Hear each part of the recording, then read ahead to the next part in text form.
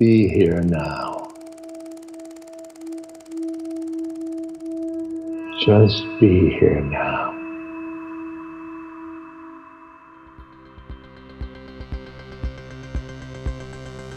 Welcome to the Set and Setting podcast with Madison Margolin. As a journalist, Madison has spent years exploring the intersection of psychedelics, cannabis, and culture. This podcast brings together thought leaders from today's psychedelic renaissance to talk about the role of psychedelics in our inner and outer lives. You can support this podcast and find additional resources at BeHereNowNetwork.com/Madison. Hi, everyone. Welcome to Set and Setting podcast. I'm Madison Margolin, and we have with us Hadar Cohen. Hadar is a Mizrahi feminist multimedia artist, healer, and educator. She is the founder of Feminism All Night, a project that designs communal immersive learning experiences about feminism and spirituality. Hadar is a Jewish mystic who works to build decolonial frameworks for worshiping God. She teaches Jewish scripture and embodied practices through various platforms, including At the Well. Her artistic mediums include performance, movement, writing, weaving, sound, and ritual. Hadar was one of the first fellows at the Abrahamic House, a multi-faith incubator for social change. Hadar, thank you so much for being here. I'm always inspired by your work, so I'm excited Thank to you so much for having me. It's an honor to be here. So, I wanted to just start with your background. Like, you do so much in the world of Judaism and spirituality and feminism and decolonialism and Israel-Palestine and all of that. So I want to, understand like what brought you to where you are in life right now and like what are your personal motivations with it? So I was born in Jerusalem, and honestly, I feel like so much of my work is just a dedication to Jerusalem and the holy city and what it's supposed to embody and represent. So, there's different kind of dimensions of what that means to me. But I think that, I grew up in a religious Jewish home with a lot of Kabbalah, with a lot of Jewish mysticism, with a lot of prayer and devotion. And that really inspired me. I remember when I was young, there's always these stories of how when we're children, we actually like embody who we really are. So when I would come home from like kindergarten, I would just put all my teddy bears around a circle and I would just like lead them in prayers. And I was like, that's like the most Hadar story ever. I can't believe I was doing that as a child. But yeah, I think that, yeah. Wow. Yeah. It's really classic. Yeah. And it's funny because I was kind of brought my disciplined spiritual teacher out, to like yell at the teddy bears if they were like talking or not paying attention during prayers. But yeah, I think like what it means to create spiritual community of prayer and devotion has always been kind of the bedrock of how I think about my work. Mm-hmm. So what does it mean to create that? Like, what does that look like in action? Well, this is where for me, I feel like the intersection of spirituality and politics feels really important because spirituality to me gives us the resource to connect back to, the source, to the oneness, to this divine presence. But politics gives us a recognition and an acknowledgement of what happened to get us disconnected. And as we're kind of coming back into the space of reconnection, we need both, right? We need both that resource to be connected again.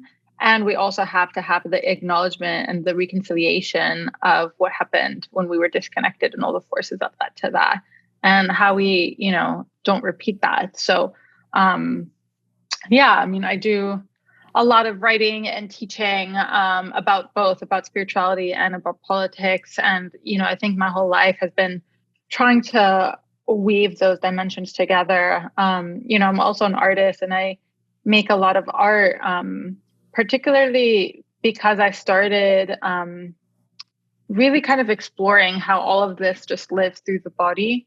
So often we have this thought or imagination that the world exists outside of us and then we're observers and we're looking out, but actually the world happens inside of us. And when I learned to actually relate to my body as this site of political and spiritual fusion, I actually started to kind of develop more of my own power And for me, kind of the artistic process was really kind of sharing that with the world. So, I do a lot of performance art and movement and music and I think for all of human history, like humans have always been doing their best to actually create and make art, because this is how we process our experience. And I feel that that's so critical. Mm-hmm. And so when you're talking about this kind of reconnection and disconnection, I'm writing actually a story right now for Double Blind about trauma. And I think Gabor Mate said that like when we're disconnected from our truest selves, that is a trauma, or like that is how trauma manifests. So what are you like, what is being connected to what or disconnected to what when in regard to what you're talking about? And how does that relate to sort of more holistic healing, both on like a somatic body level and also spiritual, emotional, psychological level? Yeah. It's a big question, so we can break it down if you want. I love that question, and I love that framing. And I think so often when we think of this word trauma, we all might get a little bit scared. We're like, oh God, I have trauma. And then we, at least for me, I know that was true for a lot of my healing journey. When someone would be like, oh, you have this trauma, like I would get really overwhelmed and be like, what does that mean? How do I process it? How do I integrate it? And I think that, there's so many amazing trauma resources that are coming online, and I'm so grateful for that. And I think my personal perspective, informed through spirituality, is that actually this is like the human process, right? Like the human process is around being disconnected and being connected again, right? We can trace it all the way back to the creation story, to Adam and Eve in the garden, and the eating of the forbidden fruit, and how that was in some ways like that original disconnection. From God, you mean? Like disconnected and reconnected to source or greater? Okay. Yeah. And, you could call it God. Mm-hmm. You could also just call it, the spiritual field or consciousness itself, right? Because, what I love about religious traditions is that God is a being, at least in Judaism, right? Like God is not just like the universal truth, also that, but it also is like a being that you can feel and be part of. And, I think that when we talk about being connected, is that when we're, not just thinking of ourselves as like, I'm just this little body in this middle of earth, in this middle of cosmos, but actually I'm part of all of it, and it's all interconnected. So anything that kind of takes us away from that view and kind of creates separation, whether it's between me and you, or me and this table, or me and the stars, or whatever it is, that's a form of disconnection. Because, for me, my spiritual truth rooted in Judaism is that God is everywhere and God is everything. So anytime that there's an experience that tells you, well, that's not God, then you know that there's a little bit of a disconnection in perception around what's happening. Mm-hmm. So, yeah. No, go on. Well, just to say that, I think that spirituality is really this whole integration experience of finding God everywhere. And as someone who's also like studied, researched, reported on psychedelics, a lot of what people come to under the influence of a psychedelic, and there's research now at Johns Hopkins, there was research at at Harvard back in the day, looking at kind of religious professionals who have an experience of mysticism, of kind of a greater consciousness through the experience of a psychedelic. And one of them is this, the scientists have delineated what is the quote unquote mystical experience with all of this criteria. There's like, I think 7 main criteria. One is, a sense of oneness or unity. Another is kind of like an inability to describe the experience with words. Another is deeply felt positive mood, et cetera, et cetera. But for me, the first one being oneness and unity, that kind of is like, spirituality in a nutshell, right? Like God is one, or in Judaism, you say Adonai Echad. Like, it's across so many different traditions. There's this idea of just like the unity of connection or of oneness. So how does that, through the work that I've done through like the intersection of Judaism and psychedelics and this is the work that we've done together even before this podcast. We've talked a lot about this. So how does sort of that kind of psychedelic consciousness come into play in a Jewish framework, with or without having to actually have the psychedelics present for it, but seeing like the oneness in everything? Yeah. So, I think psychedelics, they're a channel for multidimensional experience. And what I mean by multidimensional experience is that, usually most of our days we're really caught in the 3D plane, right? We're like, okay, I have a body, I have 3 axes on which I travel, and I'm a 3D person. But actually, there's many more dimensions beyond that. It's just we don't have regular access to that. We actually need to train ourselves to get greater access, and psychedelics kind of opens us into that world. And when we get into these higher dimensions, we start seeing from a different lens, right? It's almost like, okay, you're standing on the ground and then you go up to the mountain, and on top of the mountain, you see what you couldn't see on the ground. So that's kind of how I think about it. And sometimes it gets really challenging, especially with spirituality, because if you're on top of the mountain and you're trying to teach, the people who are on the ground what you see from the mountain, it's like they're not going to know until they travel up the mountain, right? They're not going to necessarily believe you unless they have a practice of faith. So I feel like psychedelics is this journey to this mountain, right? Like how do we get into this higher perspective where in this higher perspective we actually see things that we couldn't have seen in our ordinary consciousness. And to me, that view is kind of essential, especially as we're living through so many global crises. We have to get really clear about what's even really going on. So that kind of requires that we elevate our consciousness a little bit. So, and that was something that Ram Dass kind of struggled with when he was at Harvard and doing all this psychedelic research, and had been on countless acid trips. And, his issue was you come up and you come down. And so he ends up in India and is with the Guru Maharaji and is really looking for a way to kind of maintain that mountaintop consciousness or, awareness of, the knowledge that it brings without having to necessarily like glean that only from acid. So, my question for you is like in the spiritual tradition that you practice, whether through Judaism or anything else that you've kind of learned along the way, like how do you get there on your own? Like how, whether it's you personally or like how does one get there on their own through, for instance, the Jewish framework? Yeah, it's a great question. Well, first I want to say that, I find that sometimes in the spiritual conversation, we almost have this like addiction to getting to the top of the mountain and staying there for our entire lives, right? Like we want to get to enlightenment. We want to go to this. And so part of my teaching is that actually, because everything is God, even being in the low state dimensions, like that's part of the godly experience too. And, that's actually part of what I love about Judaism, because there's such a teaching around faith, around emunah, belief that really comes, emunah comes from the Hebrew root aman, which is artist. So there's a connection between art and faith, right? So even when we're down, by like we didn't make it to the top and we're just kind of down at the mountain, just looking at, looking maybe up and being like, wow, what's up there?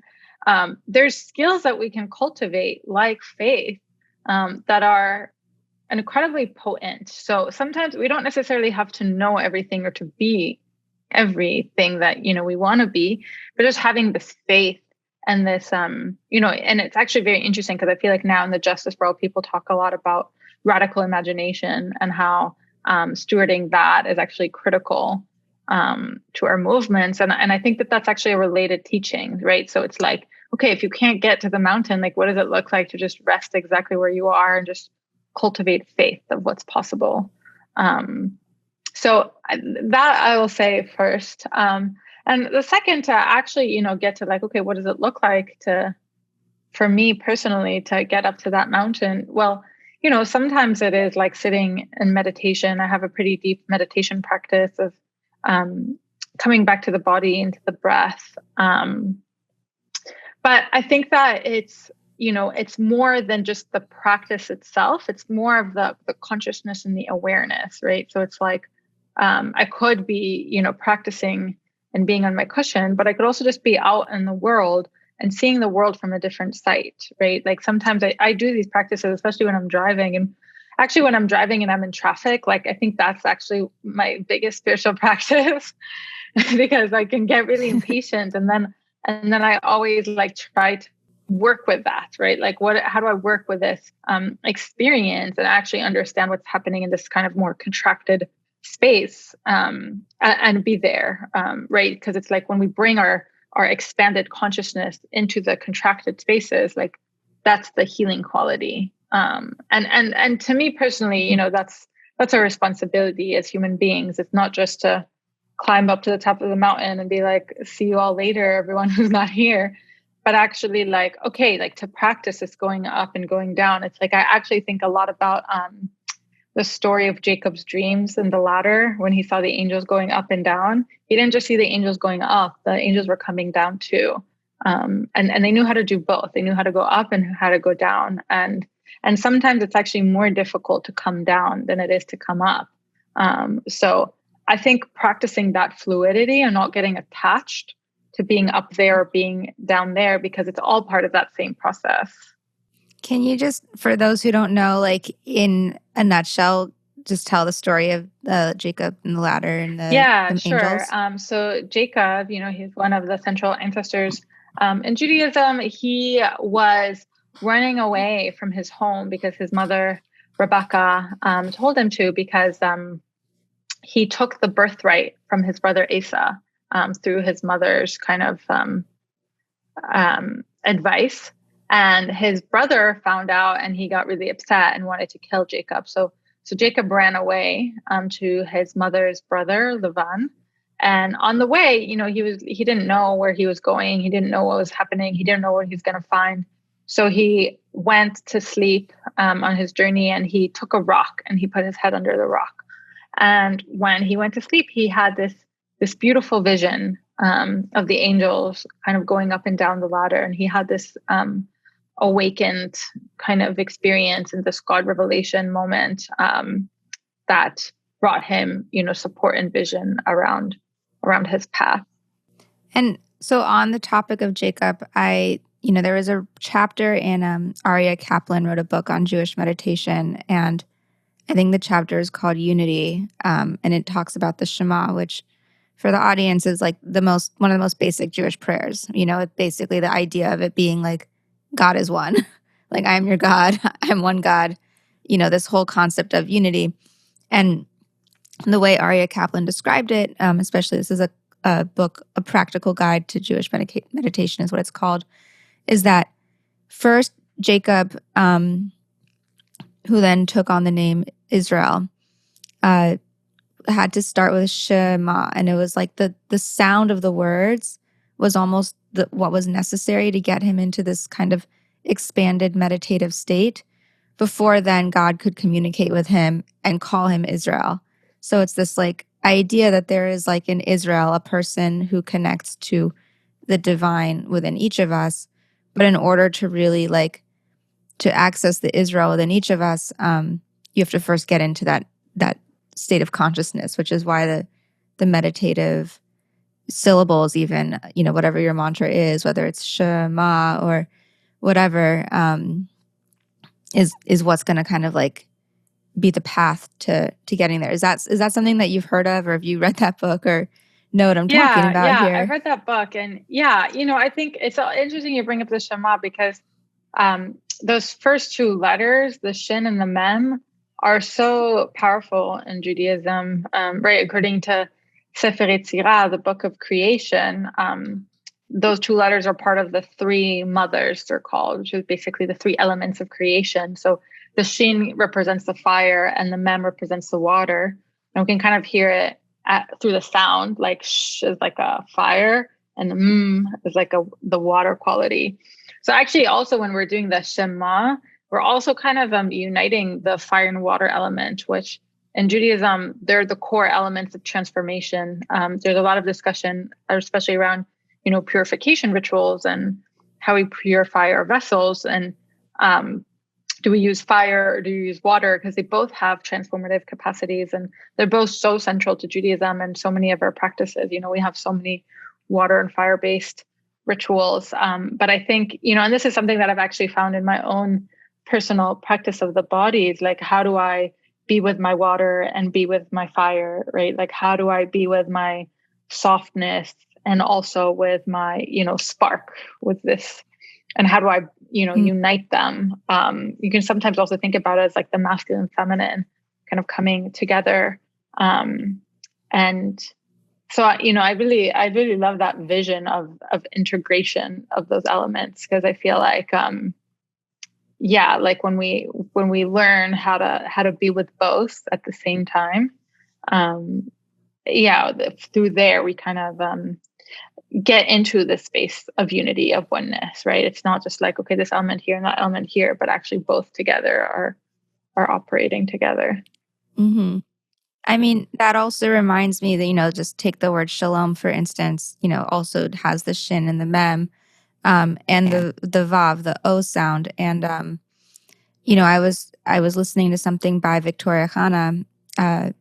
For those in the audience, she's an incredible performer and educator. And she does a class on like what each shape of the Hebrew letters kind of indicates. And so the O sound is, just for the audience, is a straight line pretty much.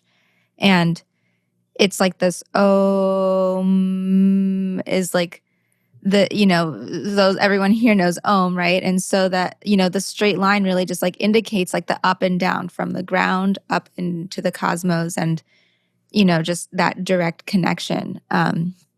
So I think it's just so fascinating to see how even the letters themselves and the sounds, which translate across cultures and across languages, again, shalom and, om in Sanskrit, or I guess, in any sort of like Eastern tradition, kind of can get you to a similar consciousness on some levels. Does that resonate at all with you? And I think that this is what the Kabbalists would do their whole life. They would just work on pronunciations of the holy language, the holy tongue, right? Because Hebrew, it's a language, but it's actually more of sounds. And when learning Torah and when learning scripture, it's like we can learn it through the lens of like the mind, which is the content of what's being said, but we can also listen to it, right? Coming back to the Shema, like what does it look like to actually listen to our scripture, which is a whole other teaching, right? It's not just like, okay, well, what happened here and what happened there? It's like,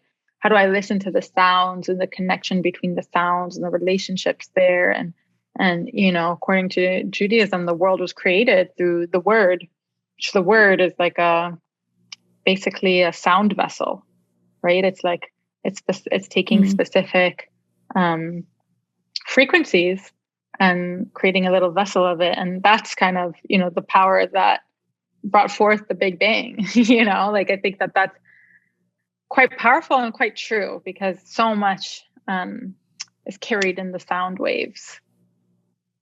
We don't have. Yeah, I heard I don't know.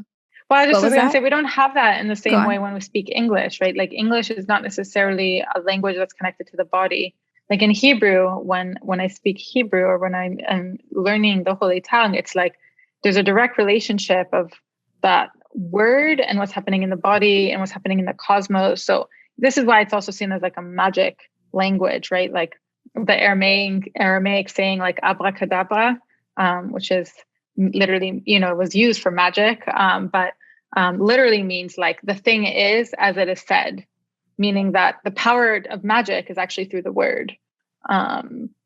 So there's so much teachings around, how we actually use our mouth, which Kabbalah really sees like the mouth as the center of like prayer and creation, and and how we actually use that intentionally, which is a huge teaching, because so often, I also use, you run your mouth, you open your mouth and you just say things, and we don't think that they actually have incredible power of transformation. And what would it look like to know that really deeply?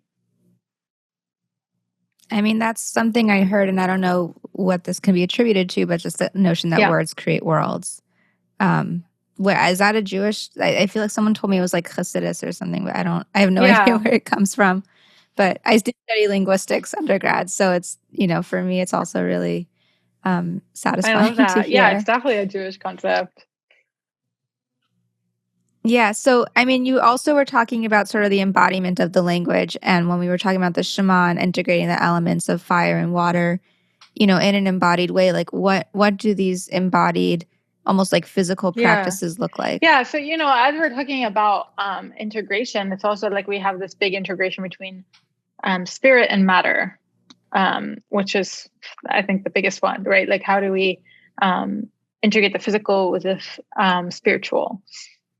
And for me, it's like movement practice is just like at its core. And I think that, for most of human history, we were walking, we were moving, we were engaging our bodies, whether we were going on pilgrimages, like, such long distances, but we were just moving.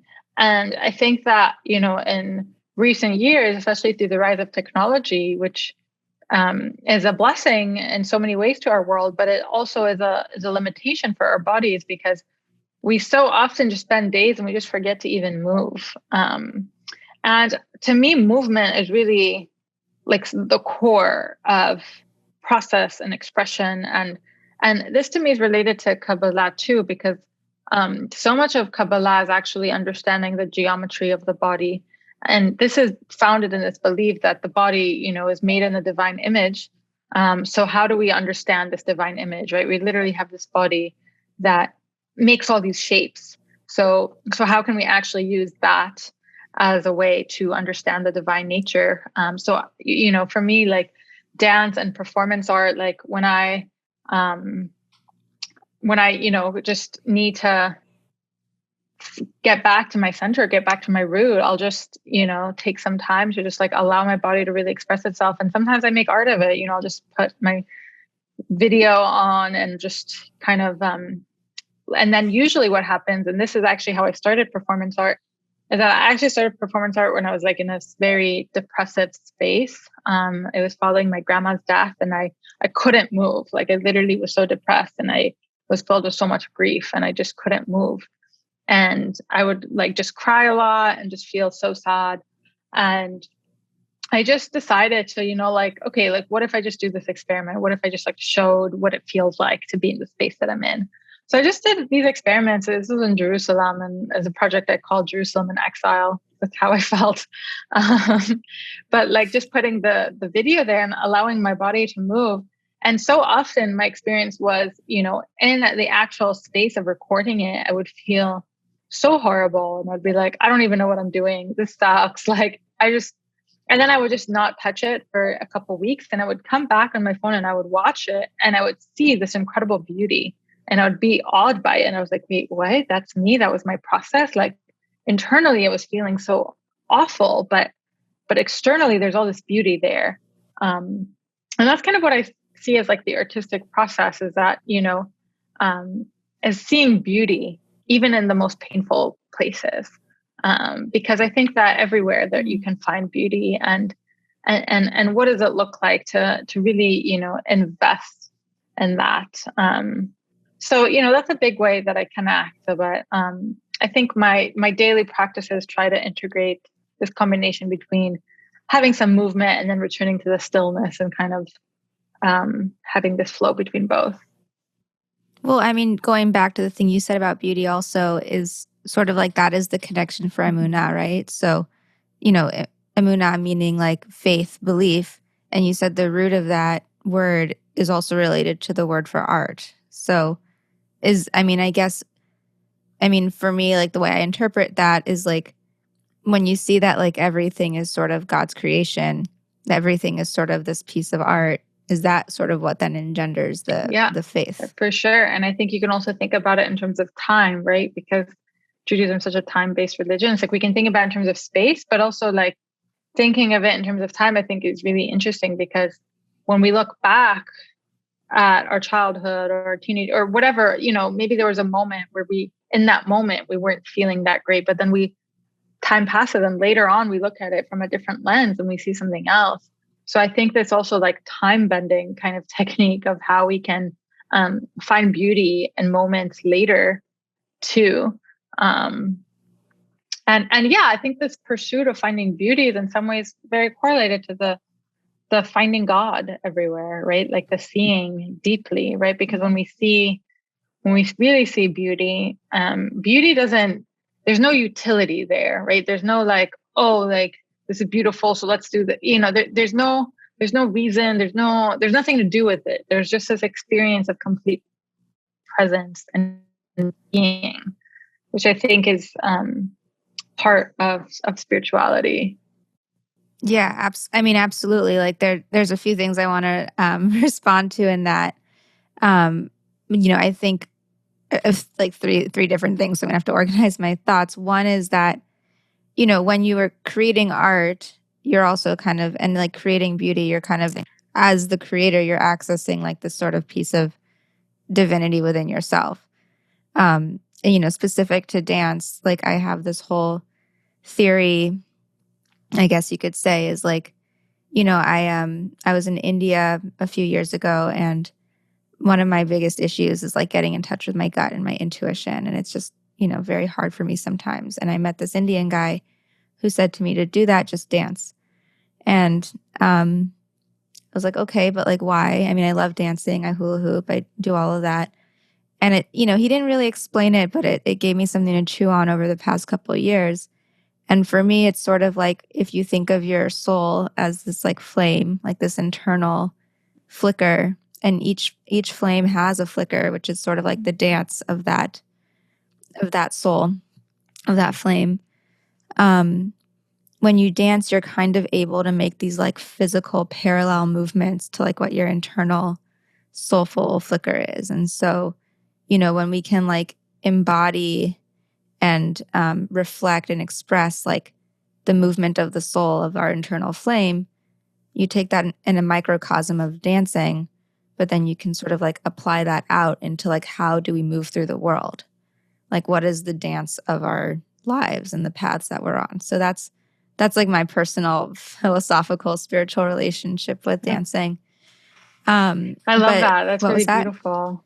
Thank you. Yeah, it really is like probably the core of my spiritual practice. Really is dance and hooping. Just to reflect on what you were saying as you were speaking, I couldn't help but thinking of how, that's such a divine feminine channel, like going through the body, right? Because I feel like for so long, like spirituality and religion was based on like, okay, like transcend the body and like have this spiritual, beautiful experience like outside of there somewhere in the realms.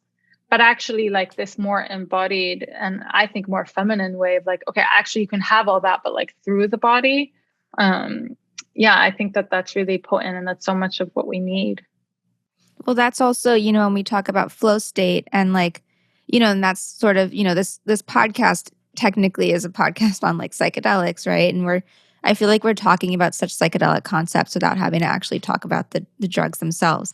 And so, you were talking about this transcendence of like time and space through beauty, right? And beauty itself being like, it's just for itself, it's just for presence. And that's kind of what I wanted to get to, combining those two other thoughts that I had is like, when we think about the legacy of Be Here Now and what does it mean to be here now, how do we even go about that? It seems like we're sort of beginning to touch on that question that I was going to bring to you later in the conversation anyways, about is it through beauty? Is it through beautiful experiences that really are outside the time-space paradigms that are so defining of our mundane lives? Like, what does that mean for you, or what does Be Here Now mean to you personally, but also like in regard to like Jewish practice? It's such a beautiful phrase because you can really spend so much time just contemplating like, okay, being here and now, like it's three very potent words. And, immediately I just think of Shabbat, which is such a beautiful practice of literally just being.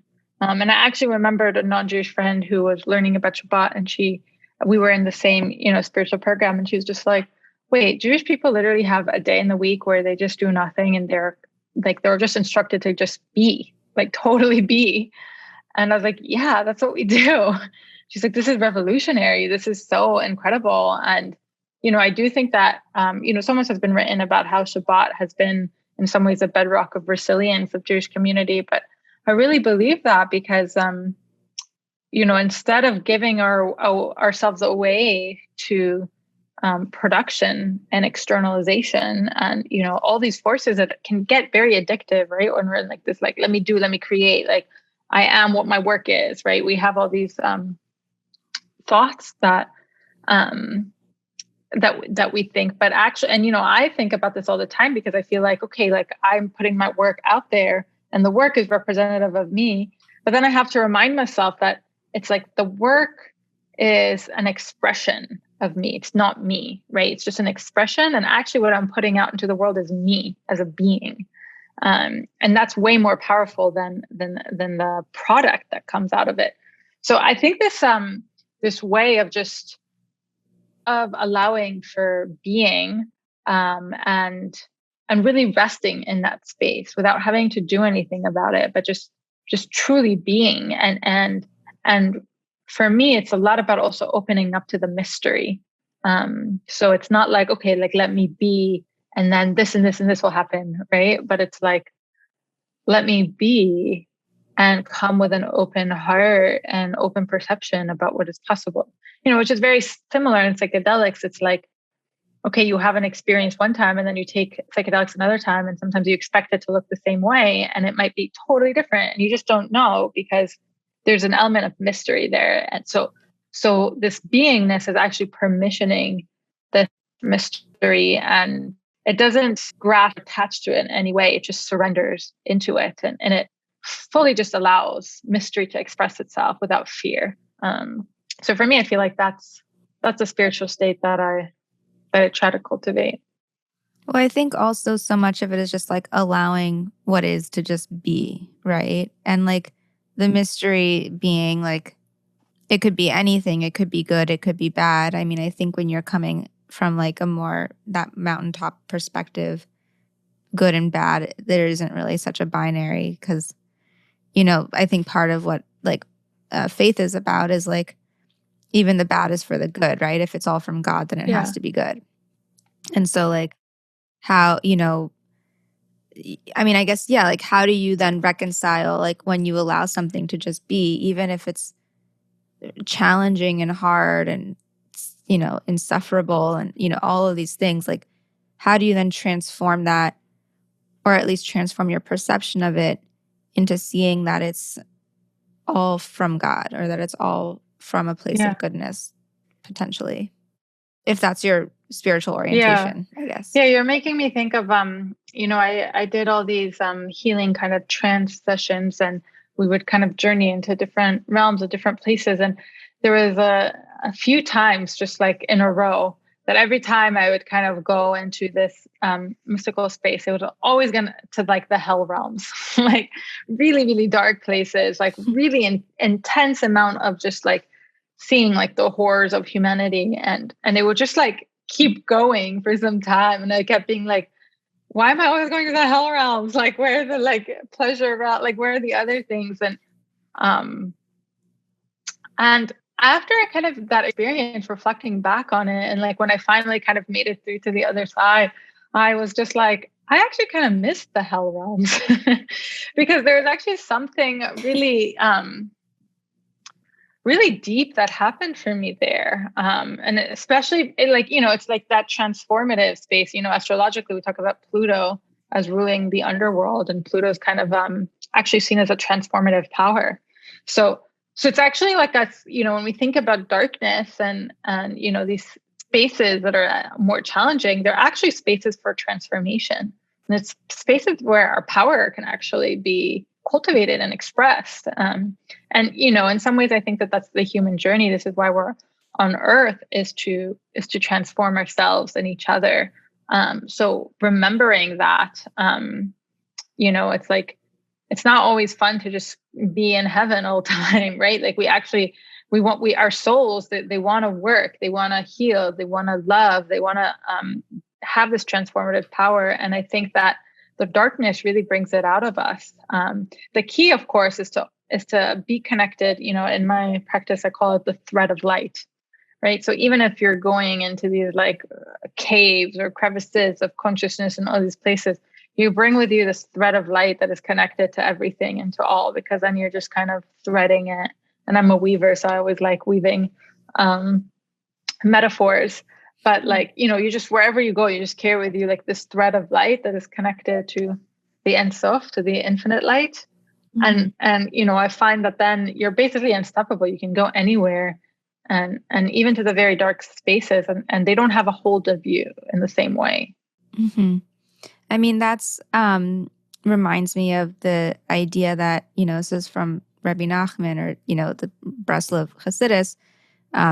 For those in the audience, kind of Rabbi Nachman is, how would you describe him really? Like, I feel like he's one of the more alternative rabbis, or, rabbis in Judaism are sort of akin to gurus. And I see a lot of his teachings as really parallel to those of Neem Karoli Baba. And so, yeah, is there anything you want to try? Am I doing justice to describing Rabbi Nachman right now, or is there anything to add? I think he was a deep mystical teacher, and actually very much around what you're saying about these teaching of be here now, right? It's like, how do we actually find God, not just in the knowledge book and academia and all these places that, are kind of the higher ups, but in any given moment, right? That's accessible to us. Yeah. And so, right. And so what he is known for, right, is like the biggest mitzvah, the biggest deed, commandment that you can do is to be happy. And, my dad, who is a follower of Neem Karoli Baba, says all the time, like part of his, so central to his spiritual practice is he says to himself, what's happening to me right now is the best possible thing that could be happening to me. And he's been through so much. Like, his brother died when he was 13, and his father died when he was 19. And since then, his mother died, and his other brother has died. And like, there's been so much hardship and death and darkness. And, I think really like that teaching, that what's happening right now is really the highest expression of God's plan and love for me, is also, to me, very Breslov, in that the way I understand it is only through, or specifically through, the darkest, lowest, hardest places can we actually like have the highest level of transcendence and connection to God. It's sort of like it's like pulling an arrow backwards, right? Like the farthest it can go backwards, the more momentum it's going to have to like shoot up toward connection, I would say.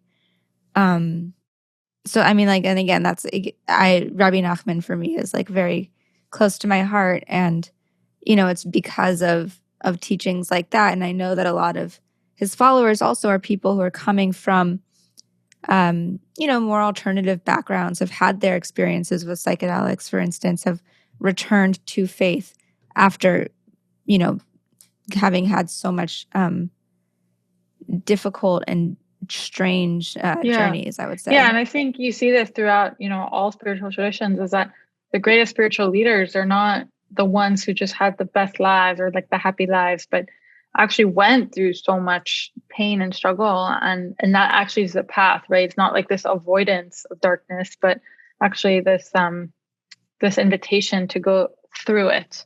And you're making me think of in Jewish mysticism, there's this concept of they say like yerida leman aliyah, like you descend in order to ascend, and that before you ascend you actually have to descend, right? Like you have to like actually go through. And actually one of the teachings that I love is that before you kind of go on this journey of descension in the mystical practice, it was taught that specific songs were taught, so that when you are descended and like you just remember the tune and you remember the song, and then you'll be elevated back, which I think is such a Jewish thing, because we all the time we're singing and we're just bringing that song in the magical Hebrew language. And then that's actually has the power to kind of uplift us and carry us forward. Mm. They say also in psychedelic community that the quote, the only way out is through, right? So if you're having a trip, it's not just like you hear about these psychedelic companies, pharmaceutical companies that are trying to create psychedelic medicine without the bad trip or create an off button or something if you're not enjoying it. And, the older school psychonauts or, people who are more true to that original medicine will say, no, like that's not the point. Like the medicine is the journey. And really the only way of transcendence is to like go through all of that, good or bad. So, these are, psychedelics for me are just like a metaphor for everything else, I would say. Definitely. So, another thing that I wanted to talk about just in regard to healing, because we talked about this a little bit in the beginning of the conversation was, the role of integration and connection and disconnection. And so, just going back to like what are practices that people can really learn from or like take away. Do you have any, you mentioned dance, but like, are there practices that really hit to the core of like soulful, somatic healing? Well, I think that the practices that I have basically change on where I'm at in life and what I'm needing. And also the cycles, right? Like if it's a winter, if it's the spring, if it's the summer. So a lot of my practices change based on my reality. But I think that for me, it's always been like, we talked a little bit about dreams in this mystical space. And this is especially in the winter time, like I love to do of just having like intentions for sleep, because actually when we sleep, we're actually doing this multi-dimensional travel as well. And we're processing so much. So actually, what does it look like to give for a while when I wanted to like work in a specific part of my life or heal something, I would just put a hand on my heart right before I slept and just kind of recite it to myself or put that intention in there. And so often I would have these amazing dreams about it. And then I would wake up and almost like healed. So I think that there's so many different things that I try out based on what I'm needing. And I think that's one of them. We talked about meditation and dance and prayer, but really like what I would say is that it's whatever makes you feel most connected internally, right? And a lot of times I'll also just like go to nature and find a beautiful tree and literally just like lie there for honestly as long as I need to until I feel like the ground. And sometimes it's like 5 minutes and sometimes it's like 3 hours. So like as an artist, I think it's also been really important for me to just give myself kind of empty space for practice and unfolding, because so often we schedule and we overschedule and we don't even have time for anything. So what does it look like to actually give space for the emergent, for the mystery? So it's like, and I don't know, I'll never know. Like, okay, will I meditate? Will I dance? Will I go to nature? Will I cry? Like, but having kind of a time for healing.